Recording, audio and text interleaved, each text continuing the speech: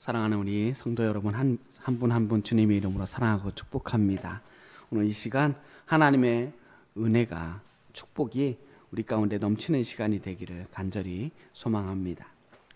우리 살다 보면요, 좋은 날도 있고 힘든 날도 있다는 걸 우리 다 알고 있습니다. 근데 머리로는 알고 있는데 막상 우리에게 그 힘든 일이 다가오면 당황스럽습니다. 그래서 때로는 하나님이 원망스러울 때도 있고, 뭔가 기도를 하려고 해도 뭐라고 기도해야 될지 모르는 그런 순간도 찾아옵니다. 누구나 믿음에 상관없이 그런 순간들이 찾아오게 됩니다. 그런데 그런 순간에도 우리가 미처 하나님을 부르지 못하고 미처 하나님께 기도하지 못하는 그 순간에도 하나님은 여전히 우리를 찾아오십니다. 오늘 말씀도 바로 그런 순간에 대한 이야기를 하고 있습니다. 오늘도 지난 시간에 이어서 야곱에 대한 이야기를 함께 나눠보려고 하는데요. 자, 야곱은 누구보다도 하나님의 사랑을 간절히 사모했던 사람입니다. 그래서 형과 아버지를 속여서라도 하나님의 축복을 받고 싶었습니다. 아버지에게 자기가 형 에서라고 눈 어두운 아버지를 속이고 큰아들 에서가 받아야 할 그 모든 축복을 중간에 가로챕니다.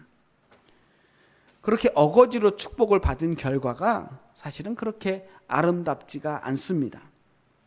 장남의 축복을 대신 받았다고 해서 야곱이 진짜로 이 가정의 장남이 된 것은 아닙니다. 오히려 그 순간부터 야곱은 그 집안에서 죄인이 된 거죠. 아버지를 속이고 형의 복을 가로챈 나쁜 동생이 된 겁니다.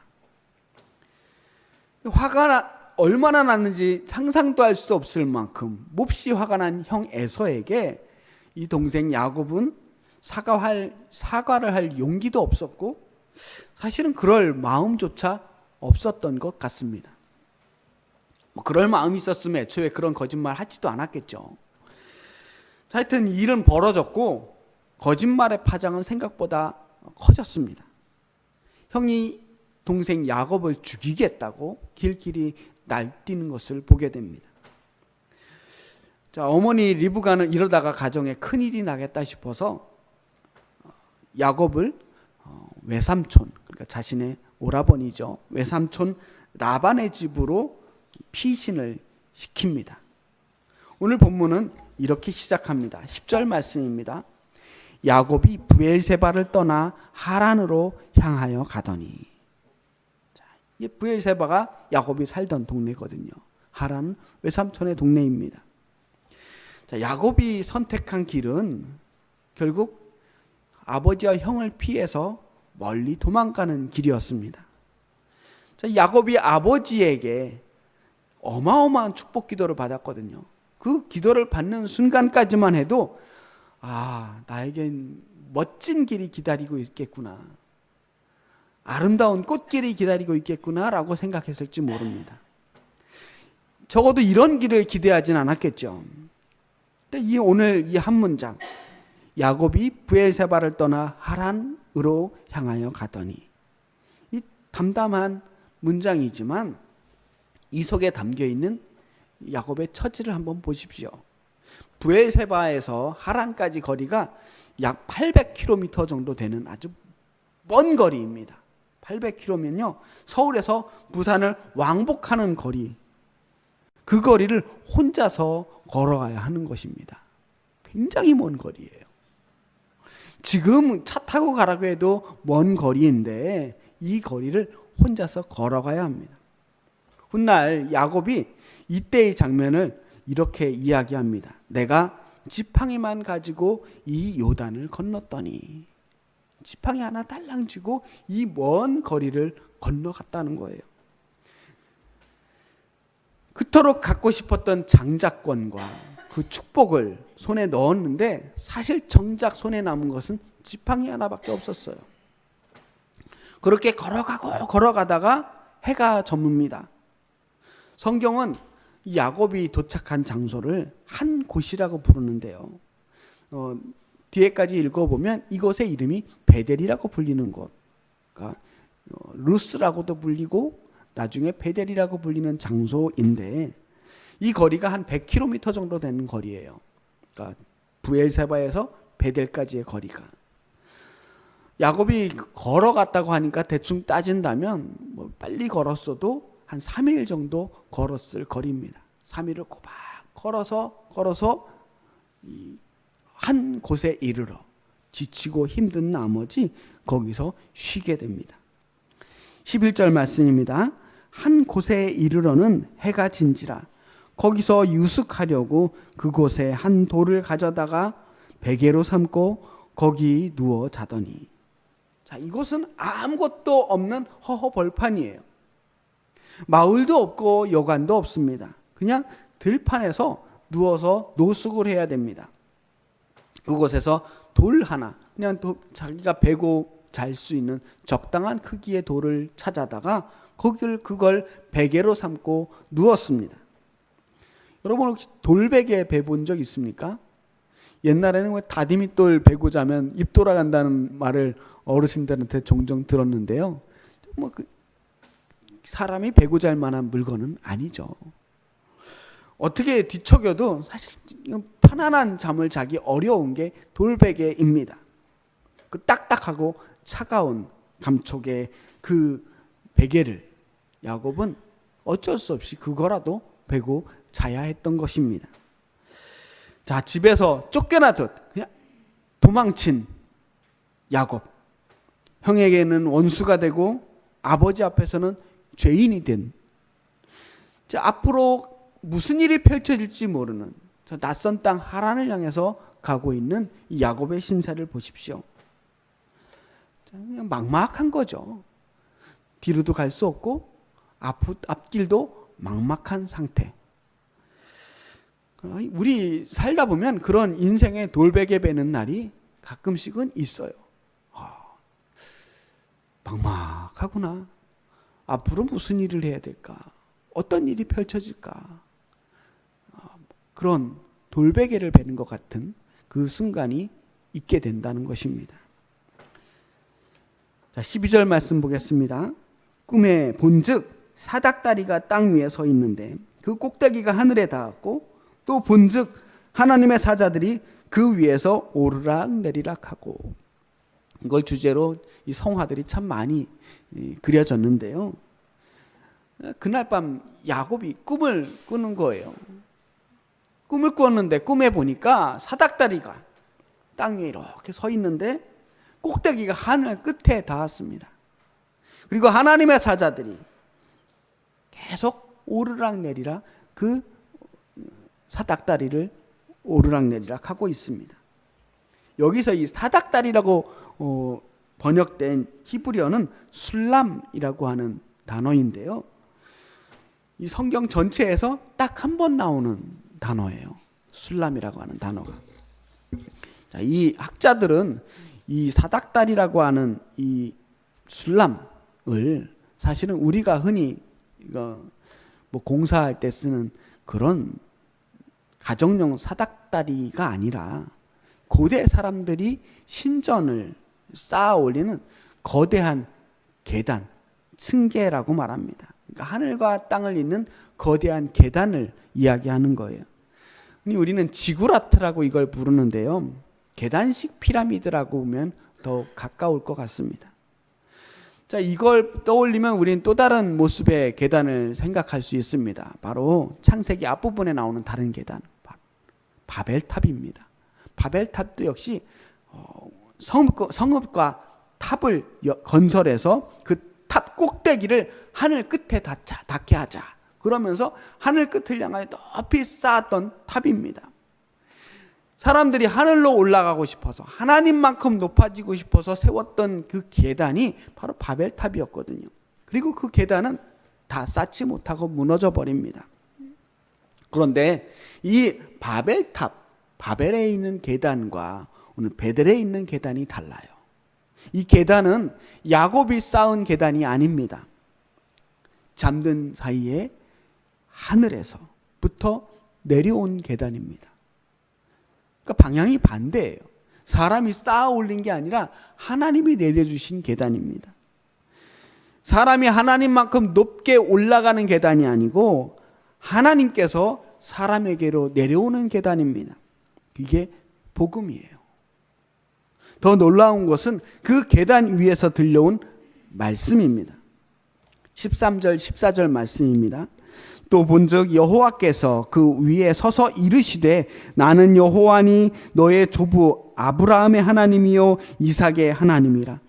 내가 누워있는 땅을 내가 너와 내 자손에게 주리니 내 자손이 땅에 티끌같이 되어 내가 서쪽과 동쪽과 북쪽과 남쪽으로 퍼져나갈지며 땅의 모든 족속이 너와 내 자손으로 말미암아 복을 받으리라. 하나님의 말씀을 잘 들어보세요. 하나님은 요셉에게 지금 아무것도 요구하는 게 없습니다. 그냥 말씀하셔요. 네가 형 에서를 속였으니 나에게 먼저 회개해야 된다. 돌아가서 에서와 화해해라. 앞으로 정직하겠다고 약속해라. 뭐 이런 다짐도 없습니다. 오직 하나님께서 하고자 하시는 말씀을 주시는데 먼저 하나님은 자신이 어떤 분인지를 말씀하고 있습니다. 지금 하나님은 아브라함의 하나님이요 이삭의 하나님, 아브라함이 만났던 그 하나님, 그리고 그 아들 이삭에게 만났던 그 하나님이 지금 야곱에 나타나신 거예요. 그리고 이제는 내가 아브라함의 하나님이었고 이삭의 하나님이었는데 이제는 너의 하나님이 되겠다라고 약속하시는 거예요. 그리고 야곱이 그토록 원했던 그 복을 약속해 주십니다.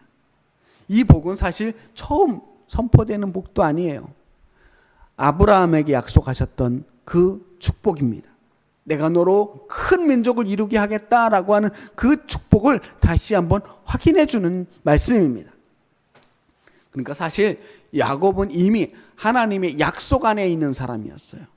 아브라함에게 약속하신 그 축복을 이루기 위해서는 아브라함의 아들 이삭, 이삭의 아들 야곱으로 이어지는 이 복의 약속이 계속해서 완성되어 가는 중입니다. 그리고 이렇게 마침내 이 말씀을 해주시는데요. 이 말씀 우리 함께 읽어볼까요? 15절 말씀입니다. 시작. 내가 너와 함께 있어 내가 어디로 가든지 너를 지키며 너를 이끌어 이 땅으로 돌아오게 할지라. 내가 내게 허락한 것을 다 이루기까지 너를 떠나지 아니하리라 하신지라. 아멘. 얼마나 힘이 되는 말씀이에요. 이 말씀을 들은 야곱은 더 이상 이 광야에서 혼자가 아닙니다. 외롭지 않아요. 어디로 가든지 너와 함께 하겠고 너를 지켜주겠다. 절대로 너를 떠나지 않겠다라고 약속해 주시는 그 하나님이 계시는 거예요. 지금 비록 도망하는 신세지만 하나님께서는 반드시 너를 다시 돌아오게 하겠다. 지금은 잠시 피신해서 도망가겠지만 영원히 도망자 신세가 되진 않을 거야. 내가 너를 다시 돌아오게 할 거야 라고 약속해 주셨습니다. 이게 은혜예요. 야곱은 사실 기도하다가 하나님 만난 게 아니에요. 돌베개를 베고 밤새 기도한 게 아니에요. 그냥 돌베개를 벤 채 잠들어 있었습니다. 아무것도 할 수 없는 상태였고 사실은 아무것도 할 자격조차 없는 죄인의 모습으로 그 자리에 있었던 것입니다. 그런데 그에게 하나님이 찾아오셨어요. 이 감리교회를 세운 웨슬리 목사님이 가르치는 그 가르침 가운데 선행은총이라고 하는 개념이 있습니다. 선행은총 하니까 굉장히 어려운 말 같지만 사실 단순한 거예요. 우리가 하나님을 찾기 전에 하나님이 우리를 먼저 찾아주신다는 겁니다. 우리가 회개하기도 전에 은혜가 우리에게 먼저 임했다는 거예요. 우리가 하나님을 찾는 게 아니라 하나님이 먼저 우리를 찾아와 주십니다. 베델의 밤이 바로 그 은혜의 밤이었습니다. 야곱이 잠에서 깨어납니다.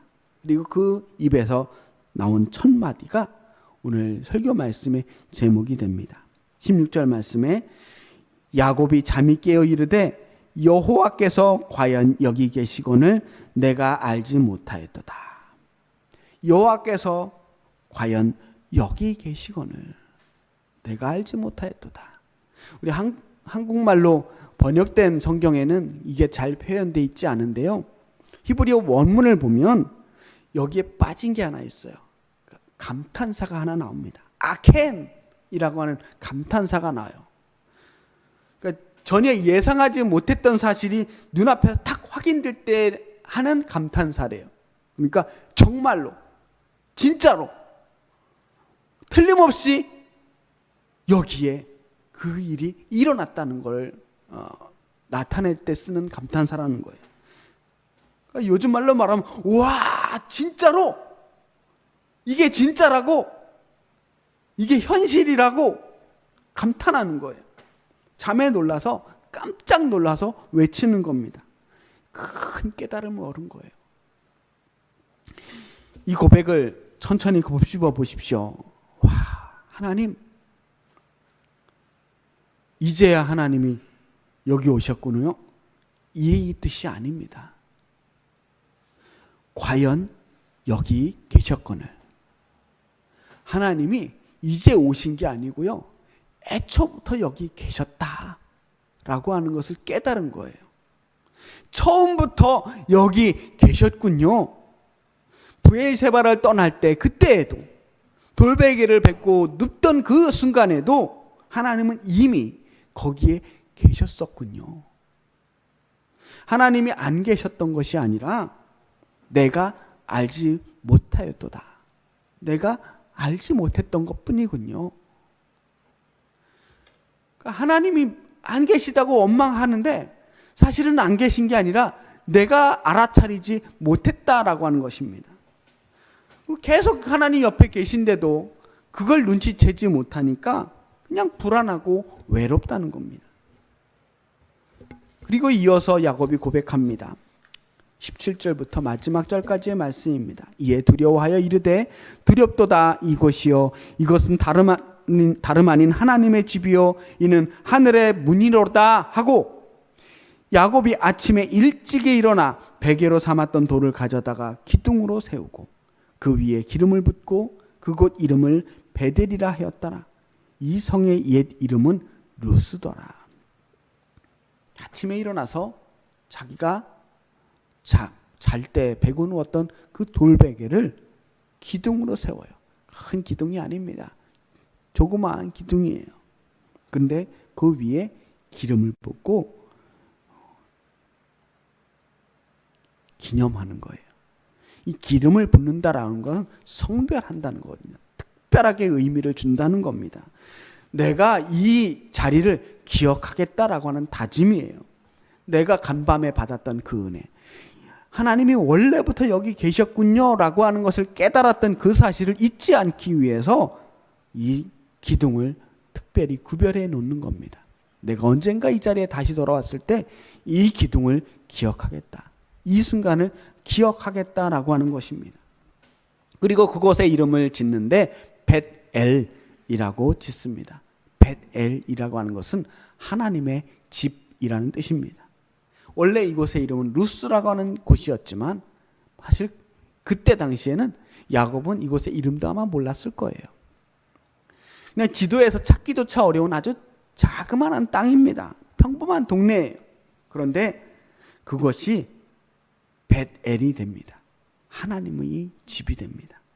하나님이 거기 계셨기 때문입니다. 하나님의 집은 그곳에 사람이 집을 지어서 하나님의 집이 된 게 아닙니다. 하나님이 계신 곳, 하나님이 우리를 만나주신 그 자리가 바로 하나님의 집이 됩니다.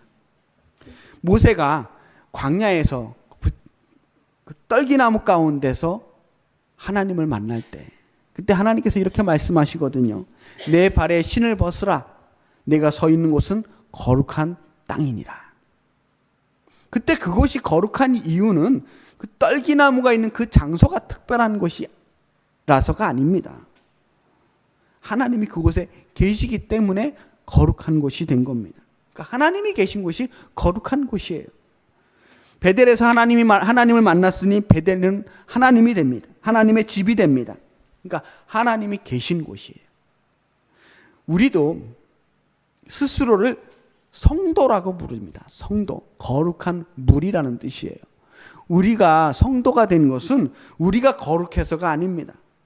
우리 안에 하나님이 계시기 때문에 성도가 되는 거예요.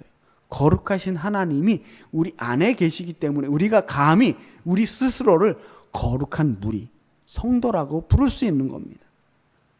그러니까 오늘 우리에게 베델이 어디에 있느냐? 지금 그 야곱의 사닥다리는 어디에 있느냐? 그것을 우리가 알 수 있게 되는 것입니다. 요한복음 1장에 보면 예수님께서 이렇게 말씀하십니다.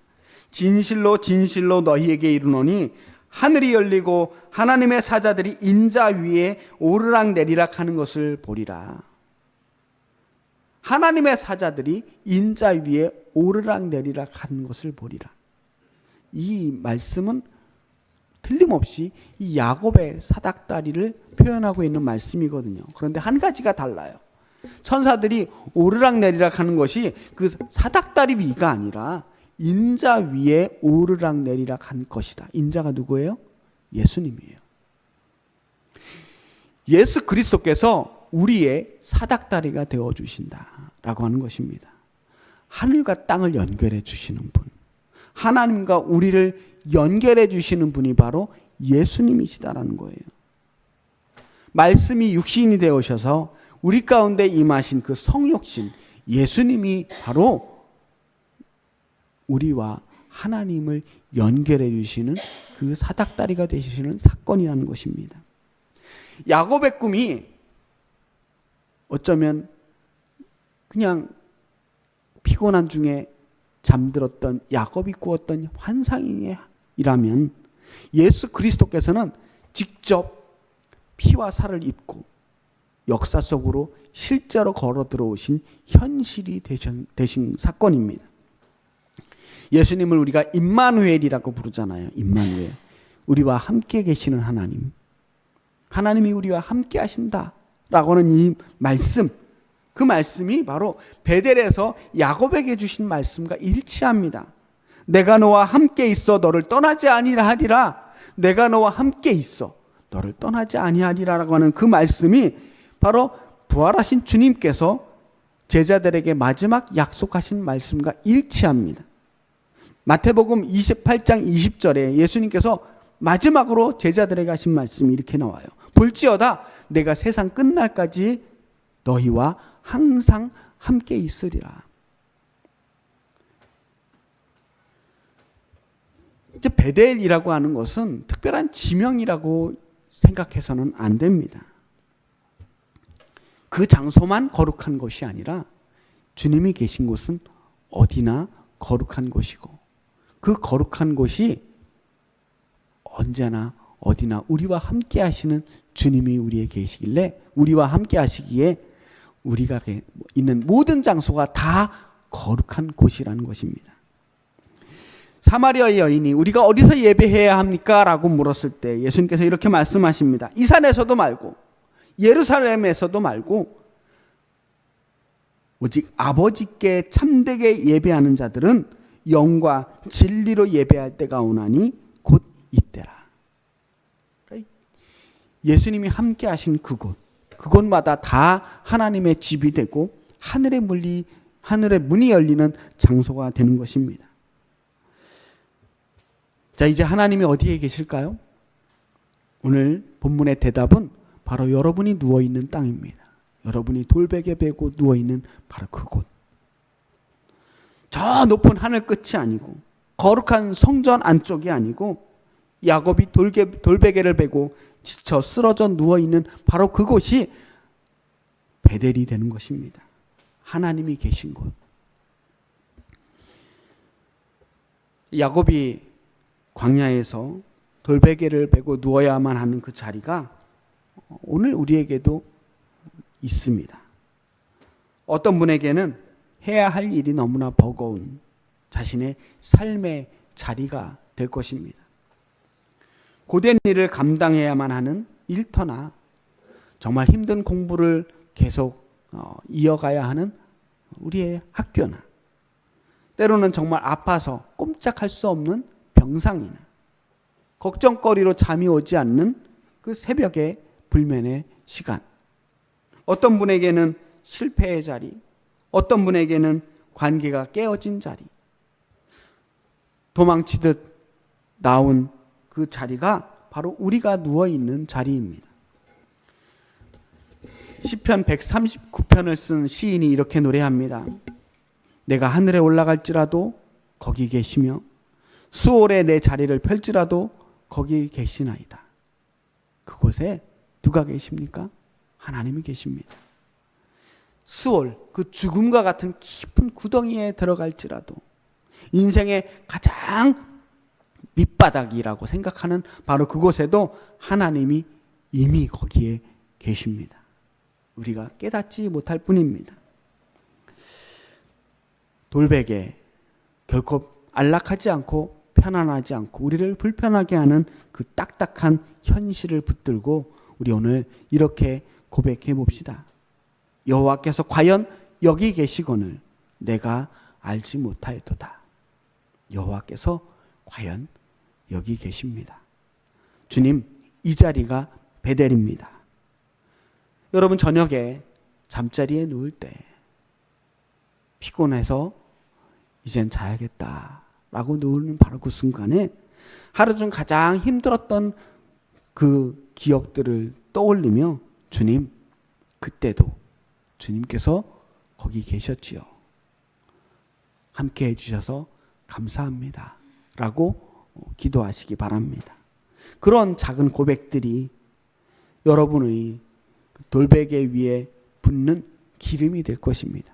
그 순간순간들을 기억하며 우리가 나아가는 것입니다. 이미 우리와 함께 계신 하나님을 만나게 되는 것입니다. 하나님을 만난 곳이 하나님의 집, 베델, 하늘의 문입니다. 여러분이 누워있는 바로 그 땅이 하나님의 땅입니다. 우리와 함께 계시는 임마누엘의 하나님께서 이 한 주간 여러분의 모든 자리를 베델이 되게 하시기로 주님의 이름으로 간절히 축복합니다. 기도하겠습니다. 살아계신 아버지 하나님, 늘 우리와 함께 계시는 그 하나님, 우리는 주님을 멀리서 찾았지만 주님은 언제나 우리 곁에 계셨음을 고백합니다. 돌베개 같은 인생의 밤에도 먼저 찾아오시는 은혜에 감사드립니다. 우리가 누워있는 모든 자리에서 주님을 알아볼 수 있는 눈을 열어주시옵시고 우리의 그 아픈 돌들이 은혜의 기둥으로 세워지게 하여 주시옵소서. 참 베델이신 예수 그리스도의 이름으로 기도합니다. 아멘.